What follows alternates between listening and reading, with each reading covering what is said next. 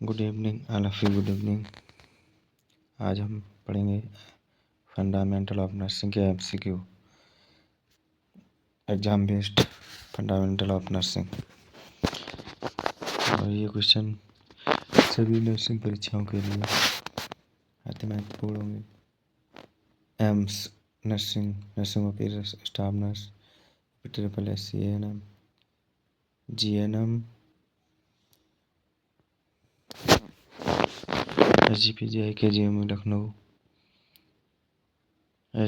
और RML, RRB, UPCHO, MPCHO, Rajasthan CHO सभी के लिए अति महत्वपूर्ण प्रश्न होंगे। तो क्वेश्चन नंबर 1 स्टार्ट करें। क्वेश्चन नंबर 1 पढ़ेंगे और आंसर बताएंगे। क्वेश्चन नंबर 1,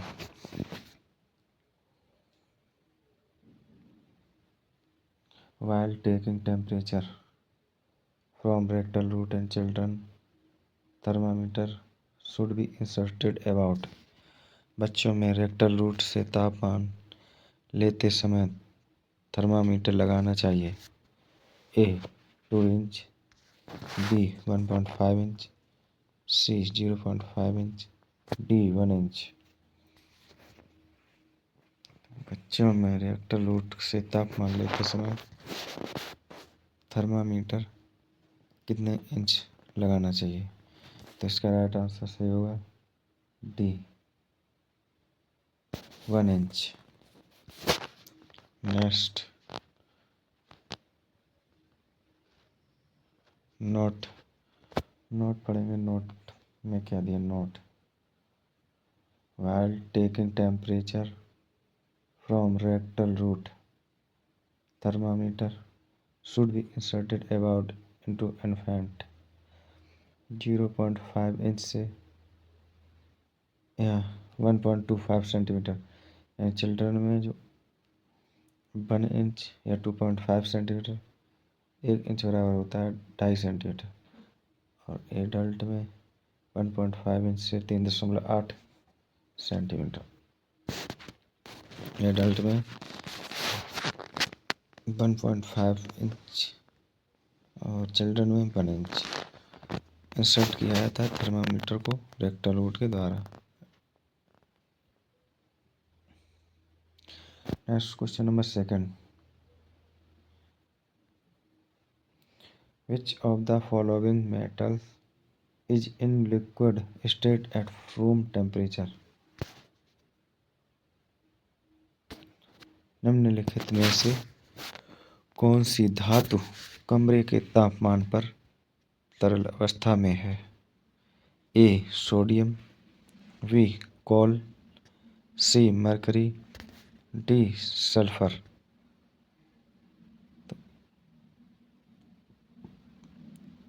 जो निम्नलिखित में से कौन सी धातु कमरे के तापमान पर तरल अवस्था में है? तो इसका राइट आंसर सही होगा C mercury. Right answer C से, जो कि कमरे के तापमान पर तरल अवस्था में है। Next question number 3, eight which level temperature in centigrade and Fahrenheit scale become equal. किस स्तर पर सेंटीग्रेड और फ़ारेनहाइट पैमाने में तापमान समान हो जाता है? A 0, B 73, D -40, D +40। इसका राइट आंसर सही होगा C। Right answer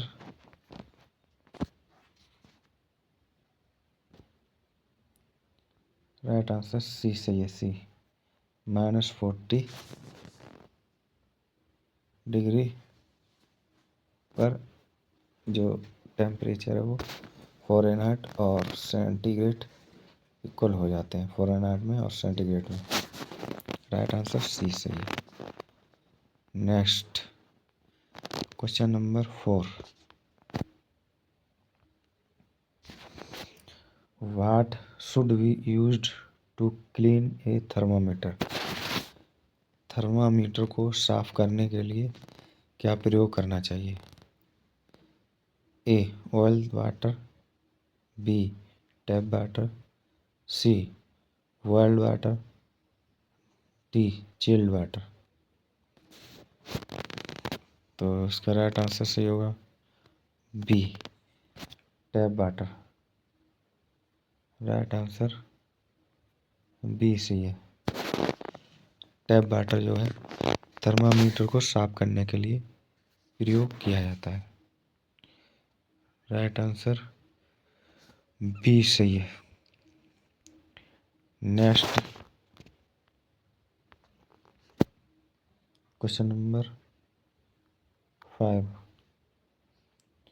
organs can be seen by laparoscope. Laparoscope द्वारा अंगों को देखा जा सकता है। A. Pelvic organ, B. Abdominal organ, C. Thoracic organ, D. Both A and B. तो राइट आंसर सही है D. Both A and B. यानी कि पेल्विक अंग ऑर्गन और एब्डोमिनल ऑर्गन जो है दोनों लेप्रोस्कोप द्वारा अंगों को देखा जा सकता है। Next question number 6।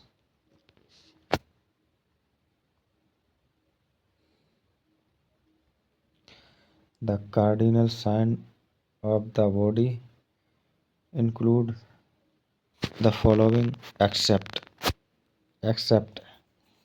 शरीर के कार्डिनल चिन्ह में निम्नलिखित को छोड़कर शामिल है।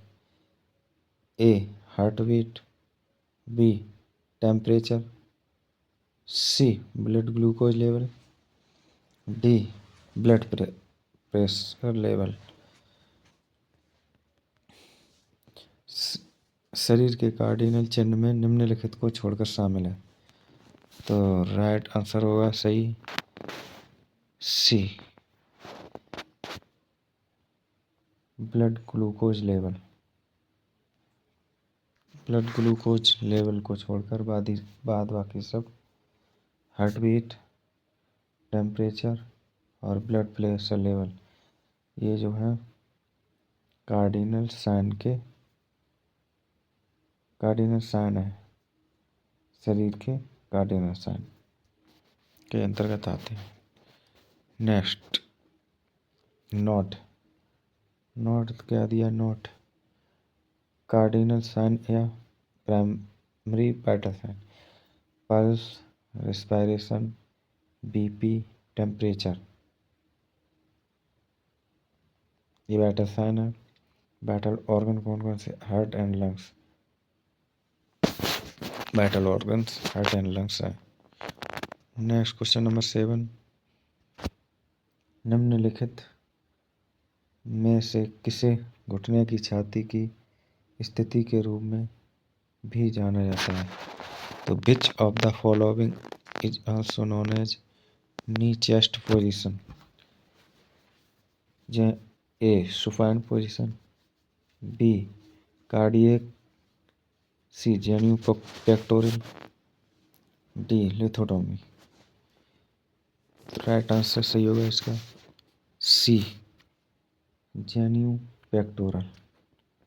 राइट आंसर सी सही है। जेन्यू पेक्टोरियल जो है निम्नलिखित में से किससे घुटने की छाती की स्थिति के रूप में भी जाना जाता है? तो वो है genupectoral. Right answer C सही है C. Next question number 8।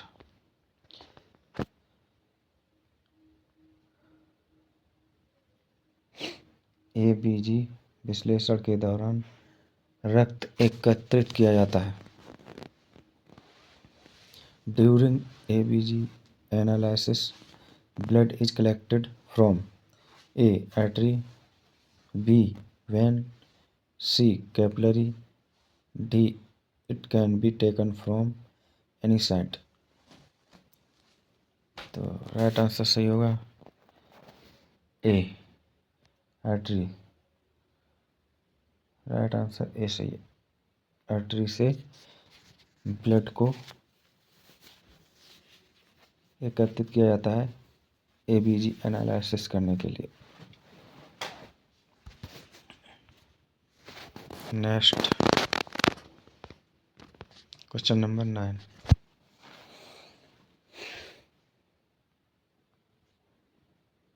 Question number 9, काल वायु में ऑक्सीजन की मात्रा लगभग कितनी होती है? तो what is the concentration of oxygen in expired air about? A 21%, B 14%, C 10%, D 16%। तो राइट आंसर सही होगा डी 16%। राइट आंसर डी सही है 16%। Next question number 10।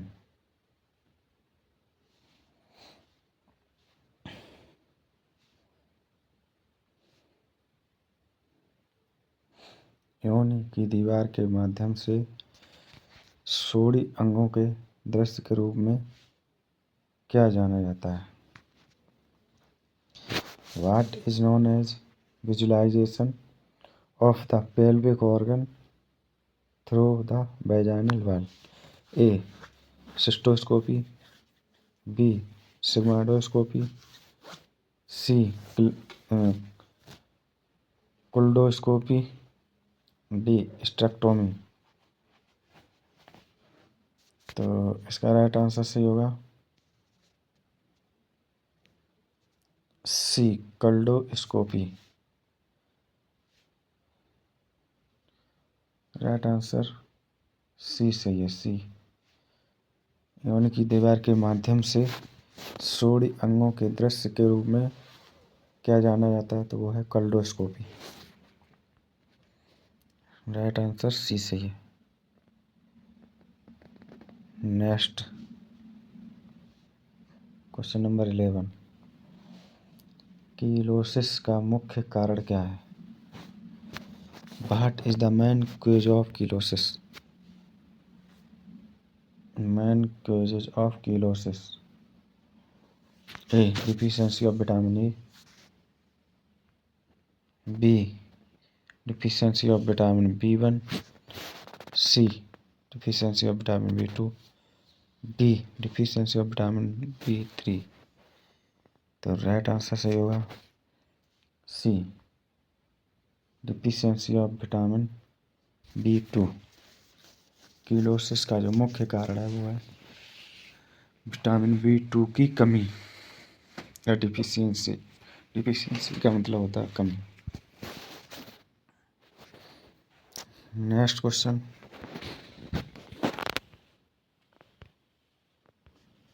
Question number 12,